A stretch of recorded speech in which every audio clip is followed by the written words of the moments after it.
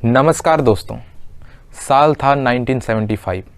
Prime minister Indira Gandhi देश भर में इमरजेंसी डिक्लेयर कर देती है और 2 सालों के लिए लोगों के फंडामेंटल राइट्स को भी सस्पेंड कर दिया जाता है। ढेरों सारे ऑपोजिशन लीडर को जेल में डाल दिया जाता है और शायद इसीलिए ही इस दिन को इतिहास के पृष्ठों में एक काला धब्बा माना जाने लगा। तो आइए जानते हैं कि क्यों, एक्चुअल में क्या रीज़न थे इस इमरजेंसी के पीछे, जानने की कोशिश करते हैं आज के इस वीडियो में। आपको जानकर शायद हैरानी होगी दोस्तों कि 1975 पहली बार नहीं था जब देश में इमरजेंसी डिक्लेयर करी गई हो, बल्कि इससे पहले 1962 के इंडो चाइना वॉर और 1971 के इंडिया पाकिस्तान वॉर में भी इमरजेंसी डिक्लेयर करी गई थी।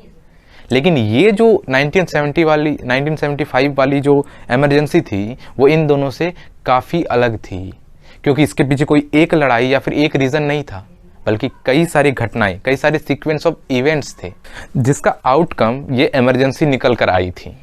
तो एक्चुअल में जो ये सीक्वेंस ऑफ इवेंट्स थे ये 1969 से ही शुरू हो गए थे, जब कांग्रेस पार्टी पावर में थी और 4th 5th ईयर प्लान को इम्प्लीमेंट किया जा रहा था।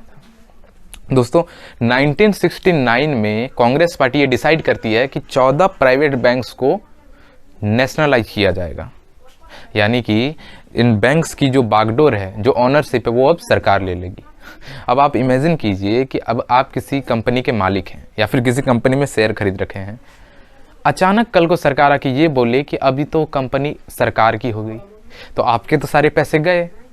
शायद यही वजह थी कि बहुत बड़े बड़े बिजनेसमैन जैसे JRD टाटा हो गया, कुछ शेयर होल्डर्स हो गए या फिर कुछ इन्वेस्टर्स हो गए, इस नेशनलाइजेशन की जो डिसीजन है इसको अपोज करते थे। 18 जुलाई 1969 को ये डिसीजन लिया जाता है सरकार के द्वारा कि इसे ऑर्डिनेंस के थ्रू पास किया जाएगा। लेकिन सरकार को जल्द ही रियलाइज़ होता है कि बहुत ही जल्द 21 जुलाई को पार्लियामेंट सेशन शुरू होने वाला है और प्रेसिडेंट जो है वो अपने ऑफिस को 20th को ही छोड़ने वाले हैं।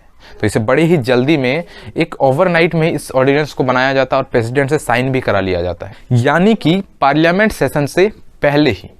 तो आप क्लियरली देख सकते हैं कि इंदिरा गांधी के लिए ये जो ऑर्डिनेंस था, ये जो फैसला था, ये कितना अहम रखता है, कितनी अहमियत रखता है।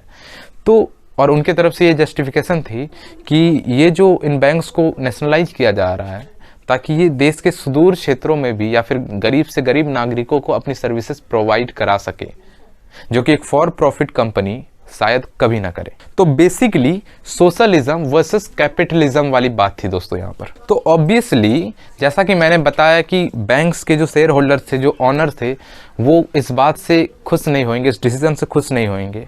तो उन दिनों एक बैंक हुआ करता था, सेंट्रल बैंक ऑफ इंडिया, उन्हें भी नेशनलाइज किया जाना था। तो उसके एक शेयर होल्डर्स थे जिसका नाम RC कूपर था। वो इस मामले को लेकर, इस डिसीजन को लेकर सुप्रीम कोर्ट पहुंच जाते हैं और सुप्रीम कोर्ट में उन्हें एक छोटी सी जीत भी हासिल हो जाती है। कोर्ट ने डिक्लेयर किया कि ये जो लॉ है जिसे सरकार ने बनाया है, ये डिस्क्रिमिनेट करता है उन 14 बैंक्स के खिलाफ और ये उनके शेयर होल्डर्स के लिए भी काफ़ी अनफेयर है। और दोस्तों यहीं से शुरू होती है इंदिरा गांधी सरकार वर्सेस कोर्ट्स की। सुप्रीम कोर्ट ने जैसे ही इंदिरा गांधी की इस ऑर्डिनेंस को रिजेक्ट किया तो उसकी सरकार ने ठीक उससे अगले साल ही एक नया अमेंडमेंट लेकर आई कॉन्स्टिट्यूशन में, जो कि सुप्रीम कोर्ट के जजमेंट को रिवर्स कर दिया। दोस्तों इसके कुछ सालों बाद ही एक और सिमिलर केस हुआ इंदिरा गांधी सरकार वर्सेस सुप्रीम कोर्ट के बीच में, प्रीवी पर्स को लेकर। अब प्रीवी पर्स दोस्तों एक पेमेंट हुआ करती थी जो कि रॉयल फैमिलीज को दी जाती थी, यहाँ के प्रिंसली स्टेट्स की। दोस्तों जब यूनाइट किया जा रहा था सारे प्रिंसली स्टेट को 1947 में इंडिया बनाने के लिए, तब ये कंडीशन रखी गई थी कि जितनी भी रॉयल फैमिलीज है उनको सरकार के थ्रू से कुछ पेमेंट दिया जाएगा। लेकिन ये भी बात इंदिरा गांधी को रास ने, तो इनकी सरकार ने एक बिल इंट्रोड्यूस किया प्रीवी पर्स को ख़त्म करने के लिए। लेकिन ये बिल दोस्तों राज्यसभा में पास ही नहीं हो पाई। तो इसकी सरकार ने एक नई तरकीब निकाली। उन्होंने घोषणा करी, प्रोक्लेमेशन करी कि आज से प्रिंसली स्टेट्स को रिकॉग्नाइज ही नहीं किया जाएगा, यानी देश में कोई रूलिंग फैमिलीज बचेगी नहीं और इसीलिए प्रीवी पर्स की ज़रूरत ही नहीं पड़ेगी। एक बार फिर ये मामला सुप्रीम कोर्ट में गया और सुप्रीम कोर्ट ने इस फैसले को नल एंड वॉइड डिक्लेयर कर दिया। अब आप अंदाज़ा लगा ही सकते हैं कि क्या हुआ होगा। दोस्तों, इंदिरा गांधी सरकार ने एक नया कॉन्स्टिट्यूशन अमेंडमेंट ऐड कर दिया, जिसमें क्लियरली कहा गया कि प्रिवी पर्स को हटा दिया जाएगा उन रूलिंग फैमिलीज़ के लिए। दोस्तों, ये दौर था 1971 का, और साथ ही जो कोर्ट ने जजमेंट पास किया था कि ये एक नल एंड वॉइड फैसला है, इसे भी रिवर्स कर दिया गया। दोस्तों, यहाँ पर एक बहुत ही बड़ा फन फैक्ट है कि उस समय की जो रॉयल फैमिलीज थी वो तो काफ़ी नाराज थे इस डिसीजन को लेकर, तो उन्होंने प्रोटेस्ट करने की सोची इंदिरा गांधी सरकार के अगेंस्ट इलेक्शन में खड़े होकर। नवाब ऑफ पटौदी उस वक्त थे मंसूर अली खान पटौदी, जो कि बॉलीवुड एक्टर सैफ अली खान के पापा थे। दोस्तों, उन्होंने गुड़गांव से इलेक्शन लड़े, लेकिन उन्हें 5% वोट भी नहीं मिल पाए। लेकिन दूसरी तरफ एक और रॉयल फैमिली विजय राजे सिंधिया और उनके बेटे माधव राजे सिंधिया ने भी इलेक्शन लड़े और उन्हें जीत भी हासिल हुई। और जैसा कि आप लोग देखते होंगे कि सिंधिया फैमिली अभी तक भी पॉलिटिक्स में इन्वॉल्व है। 1971 ये वो दौर था दोस्तों जब इंदिरा गांधी इलेक्शन जीत जाती है और इस बार वो बड़ी ही डोमिनेट प्राइम मिनिस्टर बनती है। उनमें सेंट्रलाइजेशन ऑफ पावर देखने को मिलता है और कहा जाता है कि अलग अलग स्टेट्स के जो चीफ मिनिस्टर थे और कैबिनेट मिनिस्टर थे, वो इंदिरा गांधी ये देखकर सेलेक्ट कर रही थी कि कौन उनके ज़्यादा करीब था। एक ऐसा ही आरोप जो कि वर्तमान प्रधानमंत्री नरेंद्र मोदी पर भी लगाया जाता है कि जो भी अलग अलग स्टेट्स के चीफ मिनिस्टर्स हैं वो पपेट्स हैं सेंट्रल गवर्नमेंट के। 1971 ये वो साल भी था दोस्तों जब इंडिया पाकिस्तान वॉर भी हुआ था और इससे इंडियन इकोनॉमी पर भी काफ़ी ज़्यादा असर देखने को मिला था। इन्फ्लेशन बढ़े और इसेंशियल कमोडिटीज़ के प्राइसेस भी बड़े तेज़ी से बढ़े थे। At the same time Congress party बहुत ही पावरफुल बन चुकी थी, उसके अंदर करप्शन भी देखने को मिल रहा था। इंदिरा गांधी के प्रिंसिपल सेक्रेटरी ने खुद इस बात को पॉइंट आउट भी किया था। स्टेट गवर्नमेंट्स के द्वारा करप्शन और भी बड़े पैमाने पर हो रहा था। 1974 में गुजरात के उस वक्त के चीफ मिनिस्टर थे चिमन भाई पटेल। उनका एक ऐसा घोटाला सामने आया दोस्तों कि पूरा गुजरात उसे चिमन चोर करके बुलाने लगा। गुजरात के लोगों ने सड़कों पर आकर प्रोटेस्ट किया, बसें जलाई गई, दुकानों को लूटा गया और पुलिस पर भी हमला किया गया था। दोस्तों, इसे नवनिर्माण मूवमेंट का नाम से जाना जाता है। गुजरात के जनता की तरफ से ये स्ट्रॉन्ग डिमांड थी दोस्तों कि उस वक्त के जो स्टेट गवर्नमेंट थे उसको डिसॉल्व कर दिया जाए। लेकिन ये तो कहानी का सिर्फ एक हिस्सा है दोस्तों। इससे ठीक एक वर्ष पहले पूरे विश्व भर में एक बहुत ही बड़ा ऑयल क्राइसिस देखने को मिलता है। एक बार फिर आम आदमी के पॉकेट में असर पड़ा, साथ ही इन्फ्लेशन और प्राइस राइज भी भयानक तरह से दिखता है।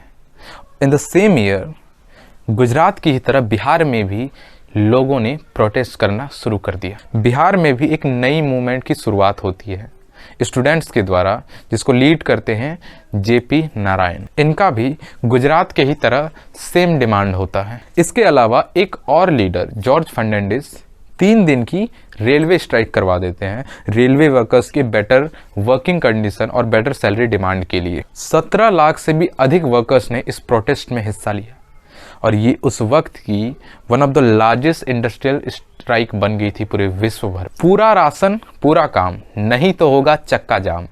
जनता का दिल बोल रहा है, इंदिरा का सिंहासन डोल रहा है। ये कुछ नारे थे दोस्तों जो कि उस वक्त के प्रोटेस्ट में लगाए जा रहे थे। 1 साल गुजर जाता है लेकिन तब तक इंदिरा गांधी के द्वारा कोई भी अहम कदम नहीं उठाए जा रहे थे। जैसा कि गुजरात में वहाँ की गवर्नमेंट को डिसॉल्व कर दिया गया था प्रेशर में आकर, वो बिहार में बिल्कुल ऐसा नहीं चाहती थी। ऊपर से वो इस मूवमेंट को, इस प्रोटेस्ट को एंटी नेशनल बताने लगे थे। उन्होंने कहा था कि ये जो है ये डेमोक्रेसी को ख़त्म करने के लिए लगाई जा रही है। लेकिन प्रोटेस्ट चलते रहते हैं तो कॉन्स्टेंट स्ट्राइक, भयंकर इन्फ्लेशन, प्राइस राइज, ज़बरदस्त प्रोटेस्ट और करप्शन की एलिगेशन। आप इमेजिन कर सकते हैं दोस्तों कि क्या स्थिति रही होगी देश की 1975 में। लेकिन इतना ही काफ़ी नहीं था कि इंदिरा गांधी को मार्च 1975 में एक और बड़ा झटका लगता है इलाहाबाद हाई कोर्ट के द्वारा। असल में बात ये थी दोस्तों कि इंदिरा गांधी पर पिछले 2 सालों से एक और केस चल रहा था इलाहाबाद हाई कोर्ट में। इस केस को फाइल किया गया था सोशलिस्ट इलेक्शन कैंडिडेट राजनारायण के द्वारा, जो कि 1971 के इलेक्शन में अगेंस्ट खड़े थे इंदिरा गांधी। दोस्तों बता दें कि रायबरेली की सीट जो कि उत्तर प्रदेश में है, वहीं ये दो बड़े लीडर खड़े हुए थे एक दूसरे के अगेंस्ट। वैसे राजनारायण एक फ्रीडम फाइटर भी थे। राजनारायण के द्वारा कुल 14 क्राइम्स रिपोर्ट किए गए थे इंदिरा गांधी के खिलाफ, लेकिन सिर्फ 2 क्राइम्स के लिए गिल्टी ठहराया गया था इनको इलाहाबाद हाई कोर्ट के द्वारा। पहला क्राइम ये था कि उन्होंने एक बड़ा सा ऊंचा सा स्टेज बनवाया था यूपी सरकार के द्वारा, यूपी सरकार का इस्तेमाल करके अपने भाषण को देने के लिए। और दूसरा क्राइम ये था कि उनके जो इलेक्शन एजेंट थे यशपाल कपूर, वो एक गवर्नमेंट एम्प्लॉय भी थे even at the time of election, जो कि गलत। सिर्फ इन 2 क्राइम्स की वजह से कोर्ट ने इंदिरा गांधी की लोकसभा सीट को नल एंड वॉइड डिक्लेयर कर दिया और इंदिरा गांधी को लोकसभा से हटा दिया गया। तो चूंकि ये फैसला इलाहाबाद हाई कोर्ट का था, तो इंदिरा गांधी पहुंच जाती है सुप्रीम कोर्ट इस जजमेंट के अगेंस्ट अपील करने के लिए। ऑपोजिशंस ने इस मौके का भरपूर फायदा उठाया। लोग सड़कों पर उतर आए और ये डिमांड्स करने लगे कि करप्ट प्राइम मिनिस्टर को अब रिजाइन दे देना चाहिए। मोरारजी देसाई ने कहा कि अब एक मूवमेंट की शुरुआत हो रही है जो कांग्रेस के खिलाफ, जो कि डू और डाई। इलाहाबाद हाई कोर्ट का जो डिसीजन था वो 12 जून 1975 को आया था और 24 जून 1975 को जो हुआ वो किसी फिल्मी ड्रामे से कम नहीं था। सुप्रीम कोर्ट ने इंदिरा गांधी के अपील को सुना और उनके जजेस ने कहा कि उनके जो प्रिविलेजेस हैं उनको छीना जा सकता है, यानी वो वोट नहीं कर सकती है, इलेक्शन में खड़ी नहीं हो सकती है अगले 6 सालों के लिए, लेकिन अगली हैविंग तक वो प्राइम मिनिस्टर जरूर बनी रह सकती। कोर्ट के ये कहने के बाद सड़कों पर हल्ला मच गया। ऑपोजिशंस के प्रोटेस्ट की जो इंटेंसिटी थी वो और भी बढ़ गई। जितनी भी रैलियां निकाली जा रही थी उनमें से एक, जिसको जेपी नारायण लीड कर रहे थे, उन्होंने स्टूडेंट्स से कहा कि बाहर निकलो और प्रोटेस्ट करो। उन्होंने आम जनता से कहा कि पुलिस की सुननी बंद कर दो।